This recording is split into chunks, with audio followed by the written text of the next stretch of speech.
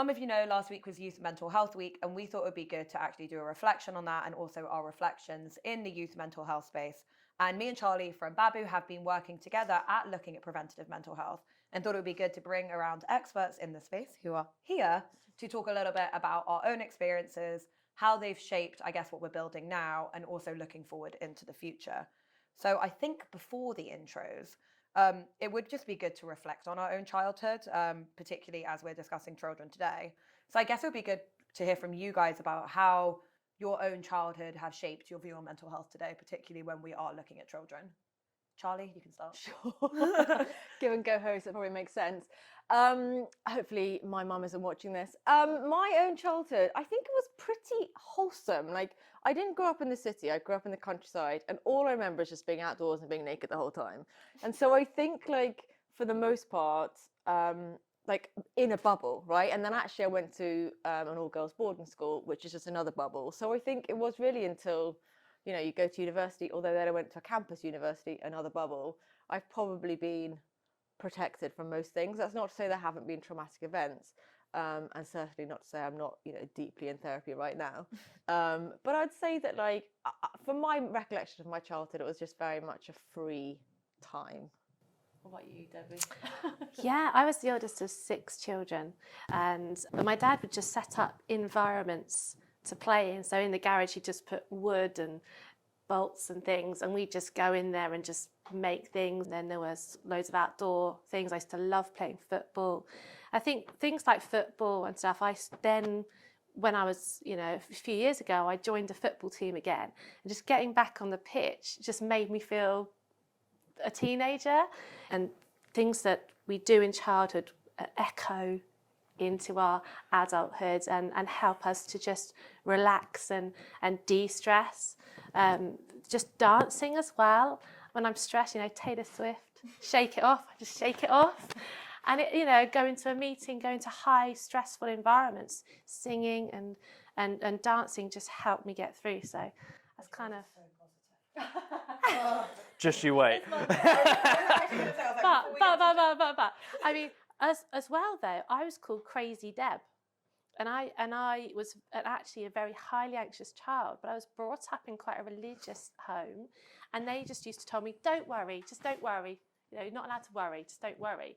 But nobody gave me any strategies to cope with that worry and anxiety till I was about 37, and I had some therapy that really worked. The only things that worked for me were music, so I found when I was songwriting that grounded me, and that's been tools. So I've found tools by default along the way. I think, oh, that feels good, that helps me, like the dancing. So yeah, absolutely, I was very anxious all into my adulthood, didn't realise it was something that could be overcome till very late in life because of my upbringing. Really interesting. James, I do feel like you have a slightly different experience of childhood. Maybe because you might be the only man on this panel, but I guess, like, how has yours differed from Charlie and Debbie? I think first and foremost, I had 2 amazing parents. My dad was working a lot, so was my mum, and actually it was my grandparents that did a lot of the kind of caring. But that being said, I don't actually have a huge amount of memories from, like, early childhood going into my teens, probably because I've blocked it all out. Same for me too. I was bullied at school for I don't even know why, but most of it was around kind of my height, etc., etc. And kids can be really mean at a young age. And also I felt very isolated. So I think that shaped how I saw the world. And there was definitely elements of anxiety and kind of childhood depression that was going through when I was about 7, 8, 9, and 10, which are so formative as you grow up and kind of turn into a personality. What was I going to become? I didn't really know. And so that's what I remember the most about my childhood. I remember a lot of holidays, but I wouldn't say I was happy. It turns out now, it was only a few weeks ago I found out actually I've got a form of bipolar, which has come from my dad. And so now understanding that picture is extraordinary, but yeah, childhood was weird. And then I guess this probably leads quite well into, I mean, you're describing now about bipolar and how open you are with mental health. I feel like this gives way into actually explaining what everyone is doing now. I mean, you speak a lot about mental health in your day job. I guess it'd be good to actually explain. Yeah, I'm not sure I have a day job at the moment. Whatever you want to call it. No, I'm really, really passionate about mental health. I'm really passionate about entrepreneurs' mental health as a starter, because as an entrepreneur, as a founder now, for the last 6 years, having suffered 2 breakdowns because of it, I can see the impact building a company has on entrepreneurs and founders as a whole. And so that's what I'm focusing most of my time on at the moment, is actually how can I talk about my experiences with mental health to almost help other people to come to terms with something they might have been struggling with for a long time now. And I think one of the reasons why I love what you're building is not just you. It is because if I had had a game or games that I could interact with that then showed my parents data, which was alarming, that might have prevented or changed my life like that. That was such a good pitch for us on camera. Thank you. No problem. And so, yeah, that's what I'm focusing on at the moment, is all around mental health. What can I build? What can I impact? And seeing where the wind blows. Amazing. And then Debbie, I guess your approach to mental health is slightly different because you're focused on play. Mm-hmm. And for a lot of people who don't really know how play can be super healing, it would be great to understand more about what you're doing. Absolutely, yeah. We call ourselves like play pollinators, because I believe that we, like George Bernard Shaw said, we don't grow old. We grow old because we stop playing. And I don't think we should ever stop playing. But people think of play as a verb. I play football, I play violin. But play is this noun that can be incorporated into our lives in just so many levels.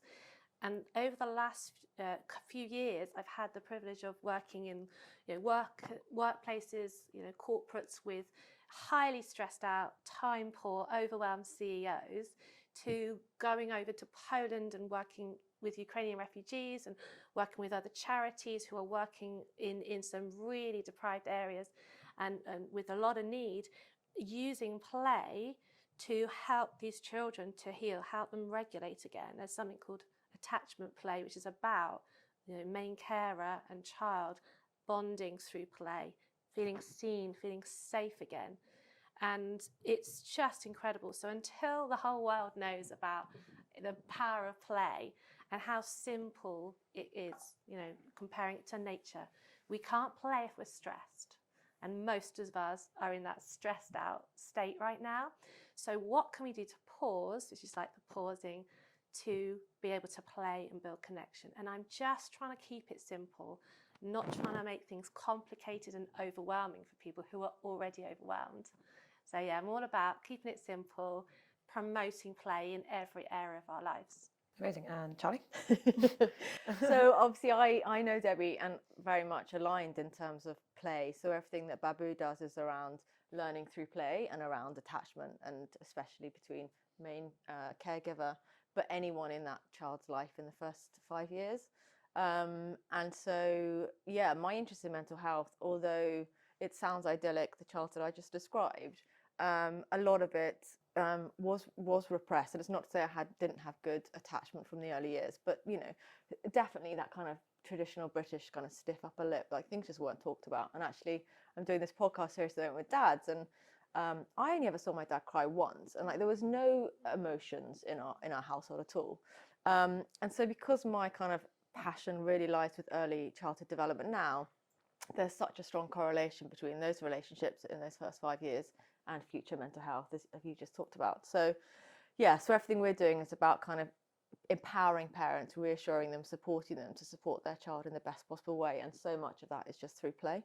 Pretty interesting. And then I guess we keep speaking about prevention, but we haven't really explained what prevention actually looks like in early years. I guess prevention could be just having parents that are present, but I guess what does prevention look like in early years to each of us? Because I'm sure actually, the answer is very different. Should we let you answer one of your questions? I'll go third. I mean, I can start. I think my problems with mental health have always kind of stemmed around compulsion with like numbers and food. So I had an eating disorder in my teens, which I think everyone at this point knows, so I don't need to go on about it. But I think when I look at prevention, it was never around preventing an eating disorder.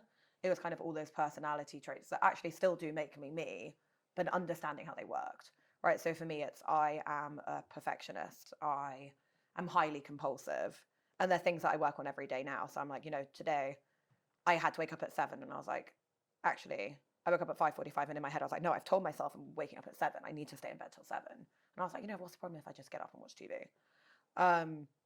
So I think it's almost just like self-awareness, I think is kind of where I see prevention lying. And then acting on that self-awareness. And that generally in children doesn't mean you. It means the people around you acting on on that self-awareness. So that's my idea of prevention, right? It's like no one is born with a mental health condition directly. I think there's a lot of like compounding things that add up, and you can look at those things individually and work on them. Well, I mean, the caveat to that is there are things like bipolar which are genetic, which you may be predisposed to. But yeah, I agree. I mean, everything we talk about is building resilience, self-awareness, self-esteem. A big one for me is if a child knows they can come to you when something bad happens, and that's the best thing you can teach them, right? So that when they come into trouble later on in life, or if they're being bullied or whatever else, that they can seek help.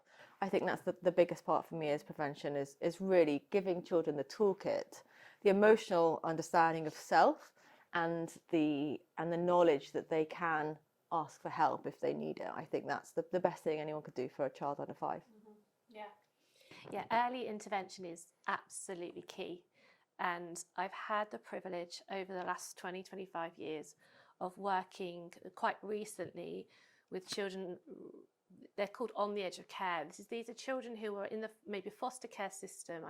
I've looked after children who've had like 23 different foster care placements and then just burnt their bed, and that's broke down. So they've come to us. And we suddenly had to look after these children who are highly, highly traumatized individuals, precious, children and teens who haven't experienced that secure attachment, haven't had the early intervention. It just makes such a difference. I still saw the potential for the power of play to be involved, and how can I be that safe person for this child? How can I show respect? How can we help this teenager to heal? But my God, the amount of intervention that's needed when they get to 12 and 13 and 14, as opposed to 2 and 3 and 4, is dramatic. And so this is why, and we know that the government is wanting to invest, and companies like yours are so pivotal, and it's remarkable. And so this is why, Play Healing, I'm trying to create something that's so simple because of the work I was doing there. I was like, those parents who are stressed, they've got their own mental health issues, trying to parent, or they're addicted to something. If you come in with go on a 6-week parenting course, they don't have the capacity to engage with a 6-week parenting course. They don't even have the capacity to maybe do an hour's course.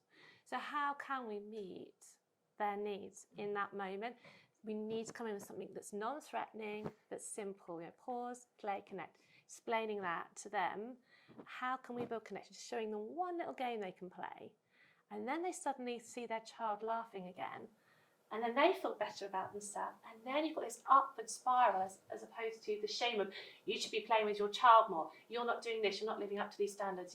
Social workers coming in saying, you haven't got enough food in the cupboard. Why is the heating not on? They ain't got the money for that. So we really need to reframe what we're doing, how we're working, and meet parents where they're at. Sorry, it's a bit of a rant. No, it was great. No, I mean, I'll just echo on that really. A lot of some of the issues are around kind of poverty, right, and inequality, and those are other bigger issues, kind of societal level, that are at play when it comes to children's mental health. And then obviously you've got stuff like CAMHS and the NHS being completely overworked and not having enough resources to help as well. That's one of the other big problems that we face here in the UK. Okay. Speaking of problems, James, I'm going to ask you this, but how do you think problems have changed? I'm the problem child, am I? I wasn't saying you are a problem. I think when we were all children, the problems were slightly different, right? Like these problems for children do evolve, and prevention has to evolve with those problems. But I guess it'd be interesting for you guys, actually everyone, but I'll start with James, to kind of talk about how prevention needs to change based on what children have to deal with now that they didn't have to when we were kids. I had a really privileged upbringing, like 2 parents who were amazingly supportive. Yes, my dad wasn't really, he's not very emotionally intact, as most men sadly aren't, but especially that generation, like there wasn't much emotional support, etc., from him, and I'm not blaming him. That's just what it was like. He was dealing with his own things at that time, which have 100% impacted me, my brothers and sisters. But could there have been some sort of I don't know. Surely with regards to the bullying, was that something you talked to your parents about? Yeah, I talked to my mum about. She moved schools. I moved schools because of it. Actually, it was a school that pushed back on that. They were incredibly unhelpful. But we're talking, 18 years ago? It's a long time ago. The education system has changed like beyond recognition since then, right? Or maybe stayed the same and not keeping up with the times. Well, it sounds like you had a connected, safe environment to grow in. I had a really connected and safe environment, but equally, I think it comes from, as you were saying, Debbie, like how can we equip parents but also adults with small detail that they can actually take away, which might be very small, but it might have an enormous impact. What's the small little bits of ROI that we can kind of focus on for parents, which is manageable, and they can take to children in their care, their own children, and go, actually, yeah, we can do this because I can see the benefits there, and it's going to help prevent X, Y, Z. That's super important. Yeah, exactly. More people are talking about it. There's more shows like this. I mean, that's one good thing. I guess to answer your question, the biggest thing that exists now that didn't exist before is social media. You know, I didn't get a phone till I was 13, and even then it was like a Nokia that had Snake. You know, there wasn't Instagram or anything like that. And it's definitely something when I speak to parents that they are. The 2 things parents most worry about is social media and the impact on their children's mental health, or just risk generally, right? There's some horrific stories out there, and the environment. But the environment, you mean? Well, just that, you know, the world is such a mess. And right. Like, what world are they going to be living in 20 and years' children are time? stressed about it. I mean, one of the biggest things we have is like eco-anxiety, and I was like, I still don't have it, right? I like read about it and I can just digest it, being like, this isn't something that's ingrained in my childhood. I can be like, oh no, things are melting, right? But actually, I still don't feel like I'm going to be the person that will feel that in 50 years' time. Whereas I think for kids, you know, a lot of teachers are now being like, these kids are really worried. Well, I was just saying earlier, like I think sustainability and stuff like that is coming into the curriculum much more, because we do need to be educating, because it is a thing.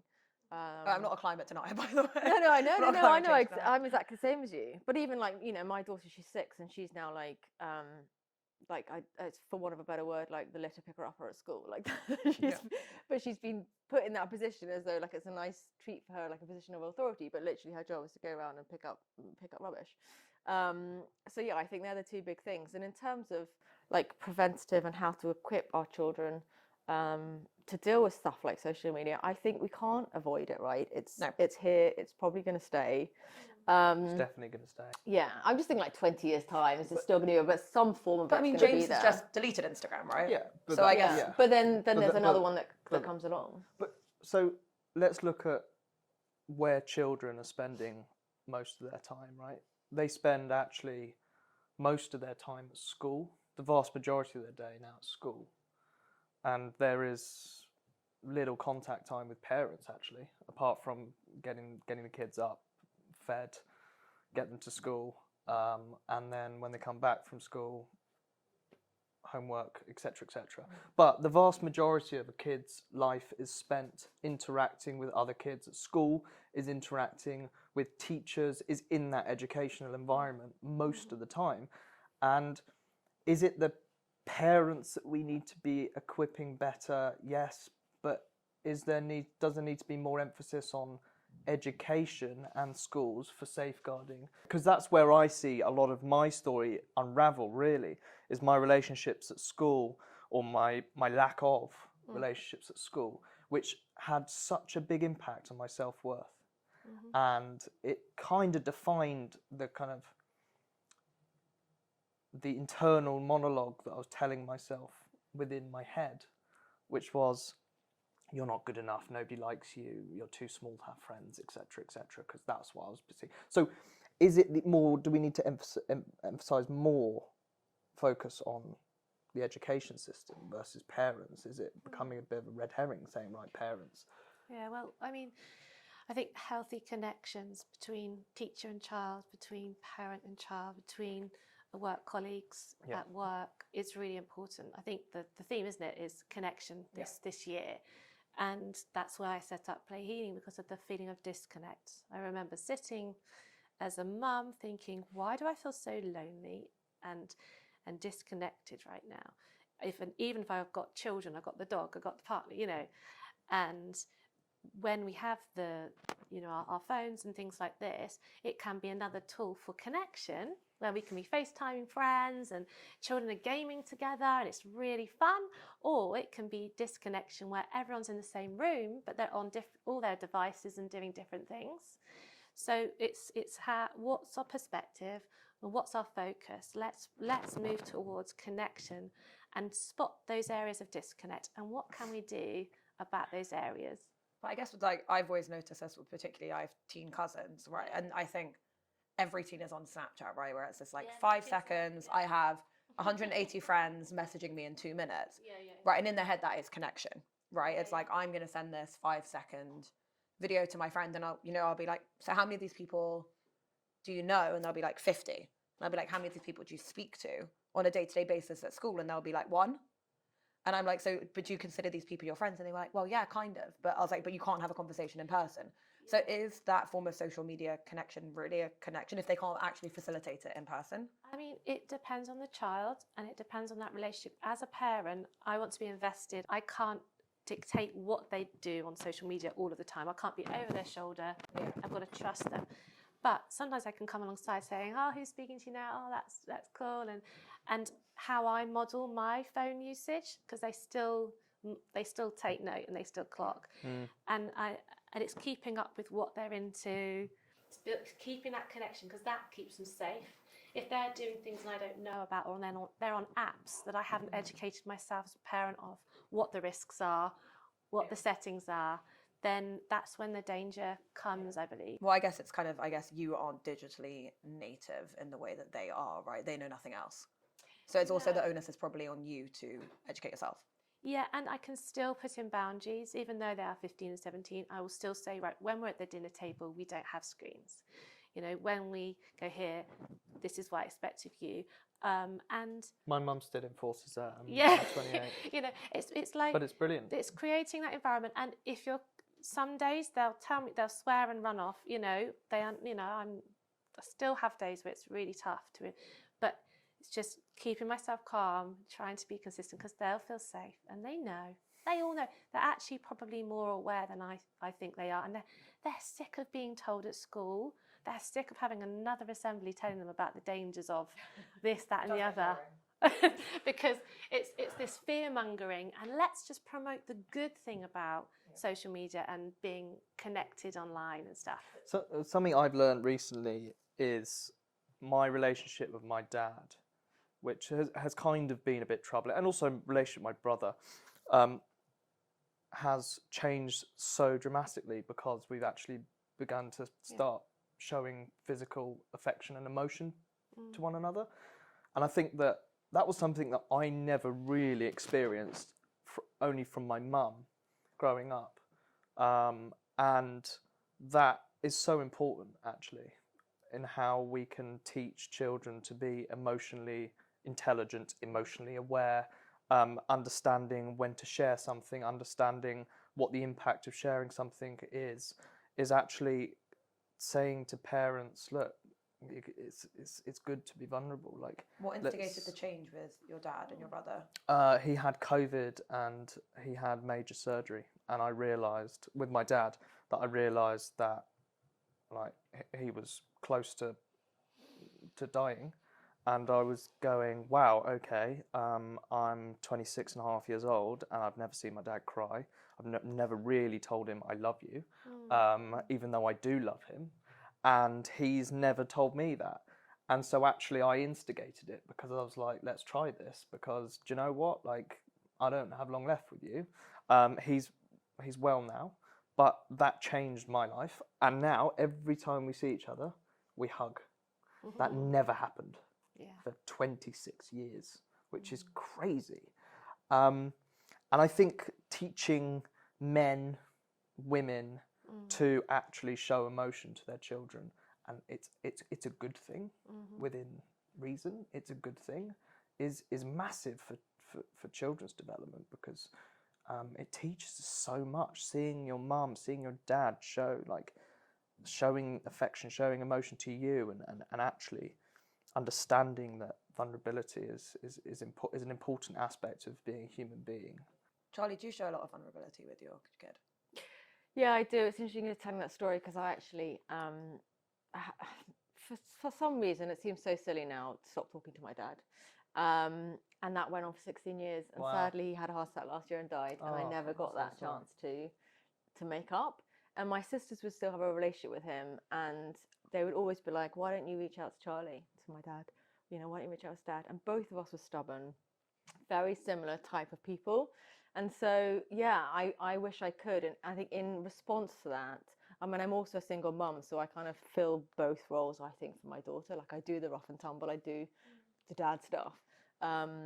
But you know, I'm also the mum. And in terms of vulnerability, yes, I can't not, right? Because I'm on my own. So there's no, you know, she's definitely, you know, even just when I'm sick, and she's amazing. I think partly it's nothing to do with me. I mean, a lot's nothing to do with me, but her IQ is EQ, sorry, is really high.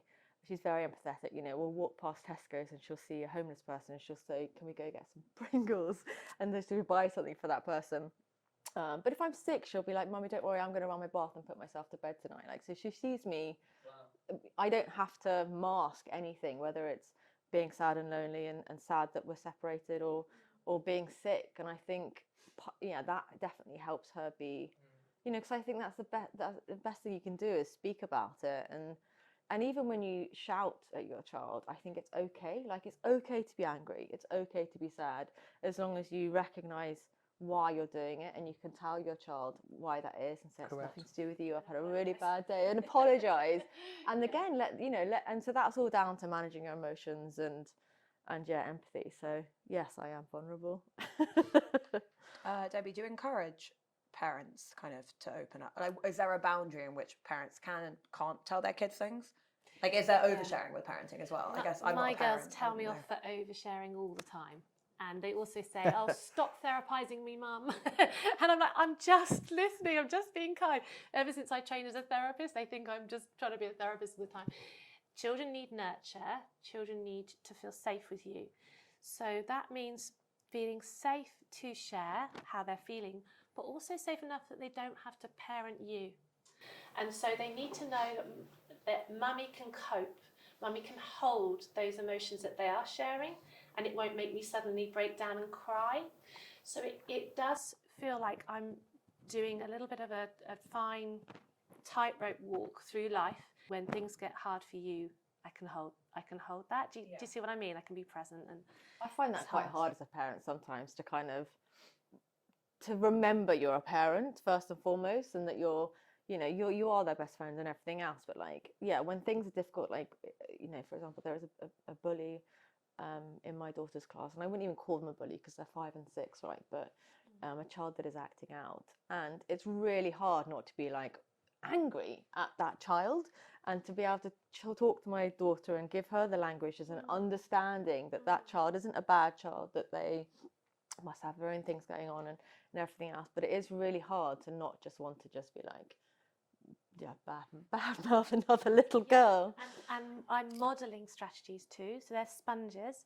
So what I think it's also important is to model, so like breath work, pausing. I've got the pause tattoos as well as them, because it's like, you know, they will see me do these things, and hopefully they will do these things too. Like my daughter had a tooth out at the dentist the other day, and I was like, remember your breath work and stuff. And she smashed it. She had 4 injections, 4 teeth whacked out of her mouth. I'm sitting there watching, going, flipping out. But yeah, and I talked to her afterwards. She said, do you know what, Mum? I was just singing songs in my head. She was singing all these theatre songs in her head and just focusing on that and doing a deep breathing. I'm thinking, wow, you are listening to me, because she often just pretends to ignore me. But let's encourage parents that it will go in. It is dripping in slowly, and it will come to fruition. Can I just say, like, I'm not a parent, but equally, having got to know you and listening to you guys, and also looking at parenting with my own eyes, it's really hard. It looks so scary. And Don't do it. and we can sit here and go, right, we need to equip, but I mean, parents are human beings as well, and there's so much pressure. Yeah, let's just take the pressure off parents. Well, there's pressure on all of us, right? That's one of the other problems right now, not just social media, but careers and everything. And then, being a parent is a pressurized environment too. I think for me, the biggest, and why I'm interested in mental health in this discussion is my one big fear is that I'm going to mess up my daughter, like mentally or emotionally, right? I don't worry about, is she going to be able to do X or Y? I think every parent worries. Just wait till I have children. You did the best job that you could at the time with what you knew at the time. Yeah. I was about 23, 24, my mum had cancer. Because I mean, it was like, my brother's over there, but like, there is like, my mum is there for everything, and so is my dad. And like, they still are. Like, I have an ear infection, they bring the meds over, right?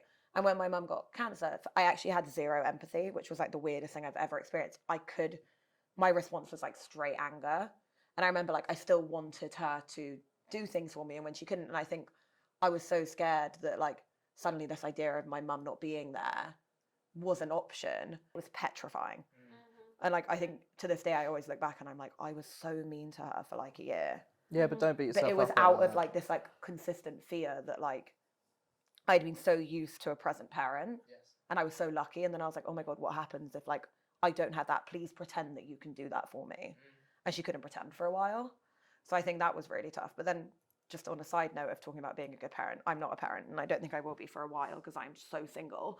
But one thing I always ask my mum and my dad about like what they regret, what they did with me and my brother, was that they kind of said like, because you were good at things, we forced you to do them. And like, I was a very good swimmer. I hated swimming. I hated it. And I was doing like 20 hours a week when I was like 8 or 9. My dad would wake me up at 4 a.m. We'd go to the pool. I would pretend to make myself sick. I would give myself stomach aches. And I would like sob. And I did it for 12 years. Right. And I was like, why did you make me do it? And they were like, you were good. And we like didn't want you to lose that opportunity. And I remember speaking to my therapist about it a few years later, being like, I can't believe they made me do that. Like they ruined my childhood.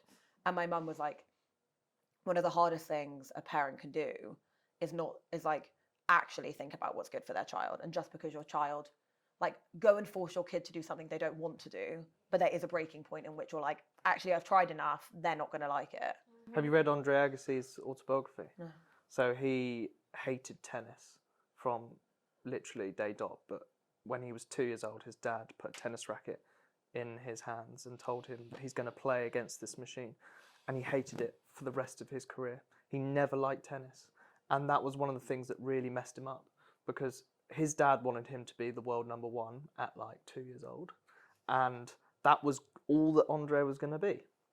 And yet, if his dad looking back was like, wow, I really messed up my son there, because he was doing something he hated for so long. And actually this becomes apparent in really high performing sports people, which is their parents are such a big influence. It's so interesting how parents have that ability to just take a step back potentially and be like, oh, okay, do you actually like that or not? Well, I think it was hard for me because I ended up actually learning a lot from swimming and became, an international level runner. And all those skills had actually ended up applying to something that I loved. But the reason I loved running was they were like, we fucked up, we're taking a step back. Right. And then it was me wanting to do 25 hours a week. So there was definitely benefit for it. But I think what my therapist ended up saying to my mum was like, don't make your child into what you wish you could have been, right? Or a mini you, right? And I think that was a big thing, right? It's like, you've met my mum. We are very similar. But I think my mum has realised, you know what, Sophia's not going to be me. And like, now I'm at the age now where I don't need the push. And I think it's like, when is pushing too much? And I think I was the pedestal kid, right? I've always said that. I was like the sportiest. I had loads of friends. But at some point, if you keep putting this kid on a pedestal and something happens, you haven't actually given them any of the toolbox to be like, this is what it's like not to be the best. And this is what it's like to fail. Did you feel well equipped or not? Well, I got an eating disorder from it, didn't I? No. And I still have it. That was your coping. Yeah, that was your and it still coping is, right? As Because in, you like, needed control. I have to be the person that's in a really successful relationship, and I need to be this 25-year-old founder that has everything together, and I need to have more Instagram followers than you. Like, I need to be perfect in every way. Yeah. And then, like, there's these little bits that, like, and my parents are amazing with dealing with it, but it's like, who is Sophia underneath this kind of pedestal? Because that is what I portray. Right. And there's very, very, very few people that I can actually be like, I'm really stressed. Or like, honestly, like, I'm really drunk. I got drunk at a work event because I was anxious. And now all I'm thinking about is like, shit, did I say something stupid to a VC? But that thought will go in my head for like 4 days. And I've realized, like, it's something I'm trying to get off, is like, actually, I need to keep stepping off this pedestal, because no one else gives a shit about it, right? No one cares if you're the best at this, you're the best at that, if you're the best at that. But because I've been raised being consistently praised for being on this pedestal, that's all I know. Yeah. This is an analogy, but my mum had always given me an umbrella when it rained, right? So I was petrified of rain, right? And this is in a context of like failure and success, right? If you're consistently giving your child an umbrella every time they go outside, they're either scared of the rain or they can't conceptualize the idea of enjoying the rain. So for me, it's, I can't imagine enjoying something that I'm not the best at, right? So I think the idea of what my therapist always says to me and my mum is like, you don't need to give Sophia the umbrella anymore, right? Like, let her fail. Let her understand that actually not being the best at something is probably the biggest skill you can give her, because at some point she will not be the best. Yeah, and that's what children learn through play, trial and error. They learn through making mistakes. You know, learning to play in life and letting, you know, how we respond to, you know, making mistakes and stuff. We learn, like, the social interaction as well through play, and autonomy is so important. So in the therapy room, when you're a play therapist, you let the child lead the way. This is Virginia Axline's kind of model. So how do we create these environments for them to go at their pace? Like you say, feeling pushed into something will make your whole, you know, if you think someone's pushed you, your body goes up, your shoulders come up, your threat response is triggered. Okay? Whereas if we feel safe and calm and relaxed, like I'm feeling with you guys, I feel like I'm able to share and play around with ideas, and there's that social interaction, and that's when children grow best, isn't it? Debbie, do you think there's a difference between play, whether it's digital or actually physical in real life? I don't think so, as far as some of the neuro pathways. And it's whether it's an open-ended creative activity or whether it's quite structured. Right. So saying, like, doodling on a blank canvas, or Minecraft, you know, working with one of my board of advisors is game-based learning expert Stephen Reed from Microsoft. Minecraft is it's a sandbox thing, because it's this whole open play, you know, make a swimming pool, you can make a castle, you can build all sorts of stuff. So it uses different areas of the brain, doesn't it? And there's room for all types of play in all different mediums. I think let's try and keep things broad, and let's what can we use to build connection, help our children feel safe, and different children will respond to different things. Interesting. I guess final question, because we're quite into time. I guess if we were looking, we're all talking about children, but we haven't really described, I guess, the advice we would give to ourselves as kids. And I asked my brother this earlier, and I don't remember what he said. I think he was like, fucking none of it. So it's all going to be good at the end. It's all going to be good at the end. But I guess now that we have all these lessons, looking, you know, either at ourselves introspectively or at our kids now, what is the advice you would have given to yourself when you were dealing with whatever mental health stuff you were dealing with as a child? Charlie?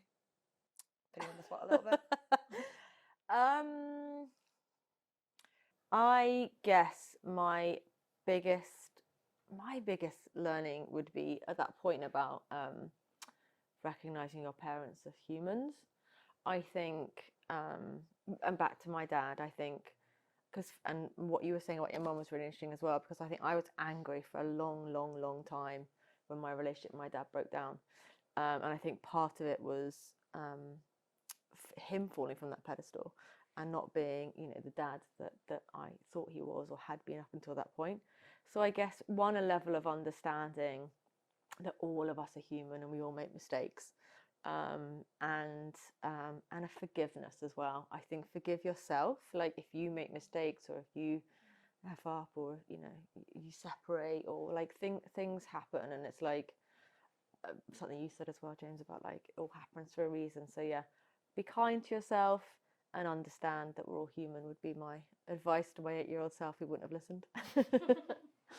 I was thinking about this one, yeah. And I think now I would just say never stop playing. And playing is something you can do when you're relaxed. Because there's always that pressure, even when I was that age, to be responsible, set a good example, do this, get this grade, whatever. And just seeing play just as valuable as my work and education. And play is, Montessori says, play is the child's work, isn't it? So, yeah, never stop playing. There's two. One is that the first bit of advice would be, it's amazing to be different and you don't have to fit in. Celebrate your uniqueness. Correct, because I'm weird and that's fine. I'm wonderful. Yeah, exactly. And then second, which is actually the most important bit, important piece of advice would be that freedom comes when you realise that actually people aren't talking about you and people don't really care about what you think. Not in a bad way, but like saying, well, it's all in my head, and they're not talking about me. They don't care. Nobody really cares. That people only care about themselves, right? And that is the most important piece of advice, because I've spent so many years thinking that, God, what do they think of me? What are they saying about me, etc. And it just bred such crap. And when you realise that, oh my God, it's like this amazing weight comes off your shoulders, and that's the biggest one for me. Yeah, I think mine kind of comes off that. I think mine would be around people pleasing, and it's something that has extended into my adulthood, but it's like, how can I make everyone in this room happy? And that's going off people liking you, or you think people talking about you, but then at some point you realize, if you have a cup that's filled with water and you're giving water to everyone around you, at some point the cup's empty for yourself, right? So it's like, where is my time best spent, and who's actually going to fill up my cup? And I think that's something I'm starting to learn in adulthood, but I really wish I'd learned as children. Like, are these friendships adding to my life? Or are they just consistently extracting my light? And I think that was something that took me a while to get to know. Alistair Campbell's got an amazing way of looking at his depression. And it's all about a jar. And actually, how can you look at your life as a jar and construct your life in a way which, if you're feeling low or you're feeling rubbish, I go back to my jar, which is people, exercise, daily routines, habits, whatever. And how can I build that jar each day or each week so that it fills up? And if it then returns back to the bottom, like, what do I need to do every single day? And actually teaching children, like, okay, what's your jar? Like, who do you like? What's important to you? And allowing them to fill up that jar accordingly, and to teach them to have that autonomy to do that, whether it's through play, etc., is really interesting. Amazing. Well, thank you for joining. I think we're all good there. Thank you, guys. Thank you. Thank you. Appreciate it.